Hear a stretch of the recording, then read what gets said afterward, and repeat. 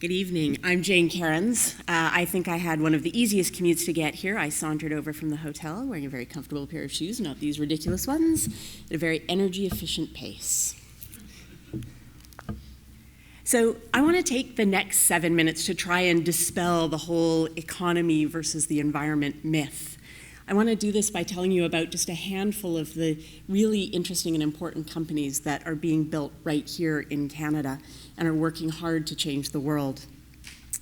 But first, I want to say that I know that there will be pain as we transition from our traditional industries to new ways of doing these things. I grew up in Calgary. My entire family is still in Calgary. I know firsthand the pain that is happening in my home province. But we can't cling to our traditional way of doing things and risk missing out on the biggest economic opportunity of our times. Solar in particular has been particularly fascinating to watch over the last few years. Rooftop solar has come down so far and so fast in price that traditional utilities are now under serious threat from something that they thought was a sideshow. There are large swaths of the world that are now at grid parity, so that means the cost of generating electricity from renewables is the same or even less in many cases as traditional baseload energy sources. This includes our really inexpensive ways of generating like natural gas and coal. And so into this market comes Morgan Solar. Those are the Morgan brothers, John Paul on the left and Nick on the right. They have essentially reinvented solar power. Instead of building traditional solar panels that you can see in the back of the picture with large amounts of very expensive silicon, they instead have come up with really clever optics that focus the sun onto a tiny little piece of silicon. And so that seriously decreased the cost of making those solar panels. And in addition, they are 50% more energy efficient than any other solar panel on the market. At scale, they will be producing the world's lowest cost solar energy. That is lower than anything that is coming out of any other country, including China. They will be generating electricity at 2.5 to 5 cents a kilowatt hour. That is on par with coal, and that is game-changing. And that is coming out of Canada. So this is the island of Aruba. It is a little sliver of land in the ocean just north of Venezuela. It's about 32 kilometers long, 10 kilometers wide. It has spectacular beaches. It has an almost perfect climate. If you're looking for a vacation spot, this is a good option. But until recently, they generated almost 100% of their electricity using heavy fuel oil. This was bad for their environment. It was obviously bad for our climate. And frankly, it was bad for their economy. A full 40% of their GDP would go towards paying the cost of their fuel oil. So they set an audacious goal.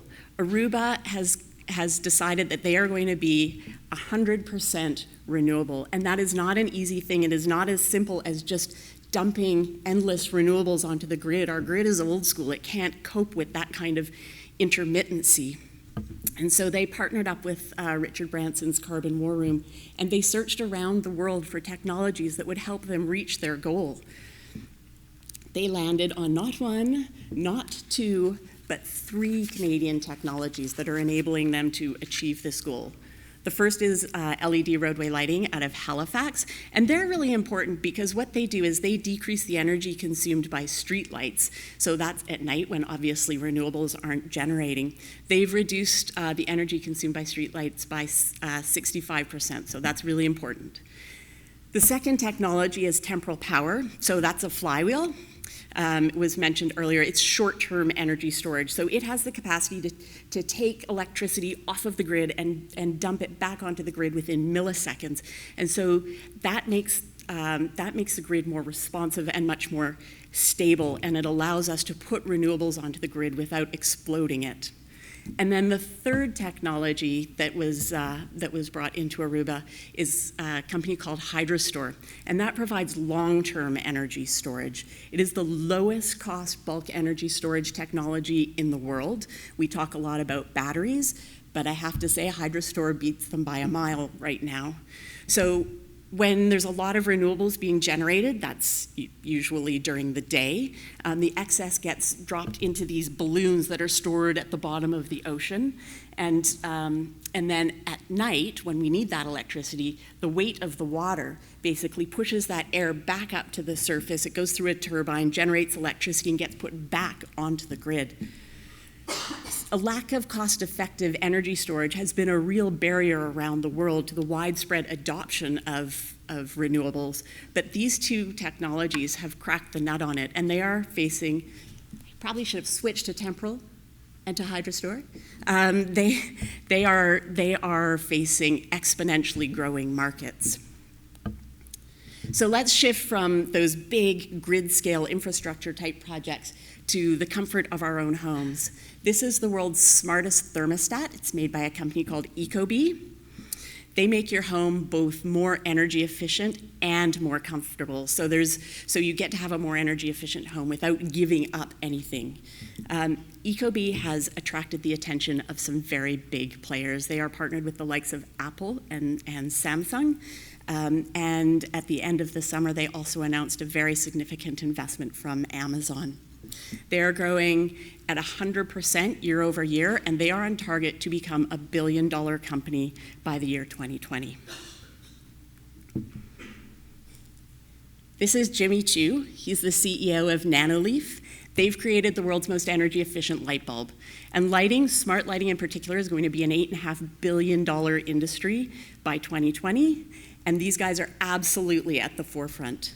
So Jimmy and his two business partners, Christian and Tom, met when they were working on the U of T solar car project, building a car powered only by the sun that they then raced all around the world.